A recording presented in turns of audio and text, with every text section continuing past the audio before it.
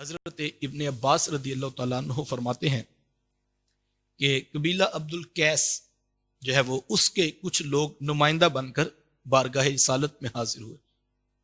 ان میں ان کا سردار بھی موجود تھا جس کا نام تھا منذر بن عائز رضی اللہ تعالیٰ عنہ.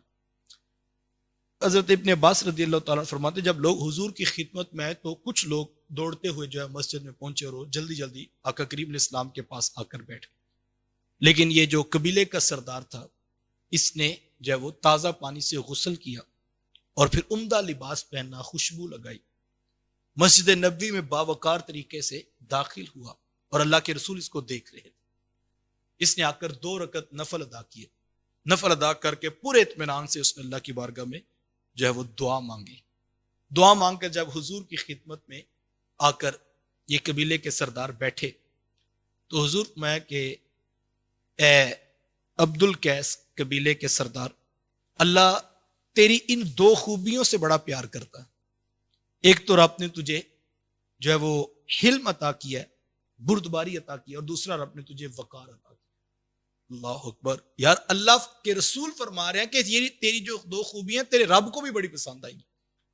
ایک شخص مسجد میں دیکھیں حضور کی خدمت پہ آنا تھا نا، لوگ جلدی جلدی آئے کہ حضور کے پاس بیٹھ جائیں گے. حضور نظر آ گئے تو ظاہری بات ہے وہ نمائندہ بن کر آئے تھے اور حضور بھی ان کا انتظار کر، وہ جلدی جلدی آ کے حضور کے پاس بیٹھ. لیکن ایک شخص نے پہلے غسل کیا، پھر عمدہ لباس پہنا، پھر خوشبو لگائی، جبکہ دوسرے تو حضور کی زیارت کر رہے ہیں. لیکن یہ اس بارگاہ کے جو ہے وہ وقار کو، اس بارگاہ کے پروٹوکول کے لیے، اس بارگاہ کے تقدس کی خاطر اور اس بارگاہ کی بلندی کو پیش نظر رکھتے ہوئے پہلے سفر سے آئے تھے نا، تو انہوں نے پہلے غسل کیا، پھر عمدہ لباس پہنا، خوشبو لگائی. اب حضور کی چوکھٹ پہ جانا تھا، پہلے مالک کی دہلیز پہ سجدہ بھی کر کہ مالک کی دہلیز پہ سجدہ کرتا ہوں، اتنی بلند بارگاہ میں آ رہا ہوں، اور پروقار طریقے سے پورے اطمینان سے آ کر حضور کے پاس بیٹھے.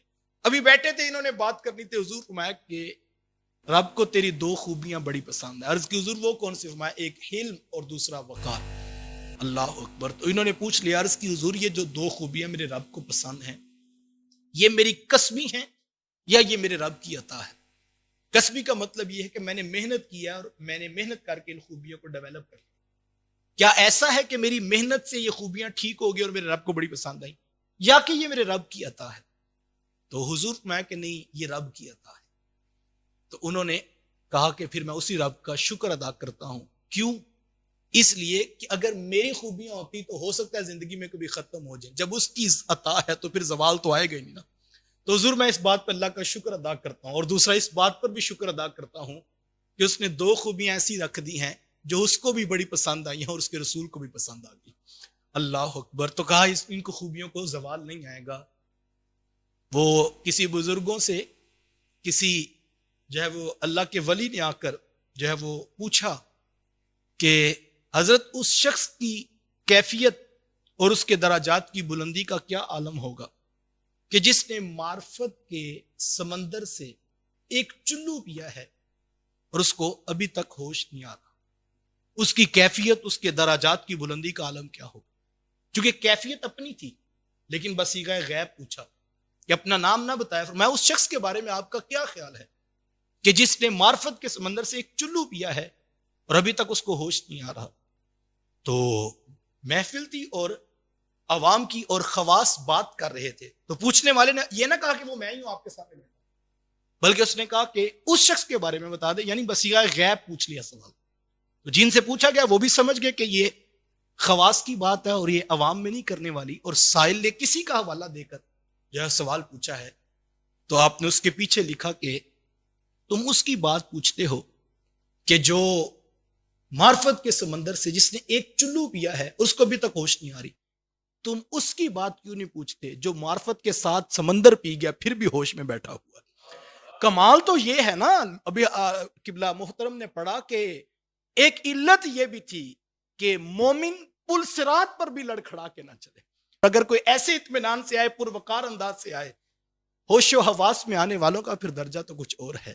تو جو ہوش و حواس میں بیٹھے ہیں کمال تو ان کا ہے، ورنہ جو ہے وہ شیخ کو دیکھ کر، پیر کو دیکھ کر، جو ہے وہ لیڈر کو دیکھ کر جو ہے وہ کس کا دل نہیں مچلتا کہ میں ٹوٹ پڑوں. لیکن ہوش والوں کی قدر اور ہے، ہوش والوں کی منزل کچھ اور ہے، اور مجھے اور آپ کو یہی سکھایا گیا، اور حضور نے فرمایا یہ تیرا انداز اور یہ تیری دو خوبیاں ہیں جو رب کو بڑی پسند آئی ہیں۔ تو مومن کو یہ مزاج دیا گیا کہ مومن نماز کے لیے آ رہا ہو، مومن اللہ کے رسول صلی اللہ علیہ وآلہ وسلم کی بارگاہ میں آ رہا ہو تو وہ پروقار انداز سے آئے، تو حضور کو یہ بات پسند ہے، اور حضور فرما رہے کہ اللہ نے تمہاری اس خوبی کو پسند کیا ہے۔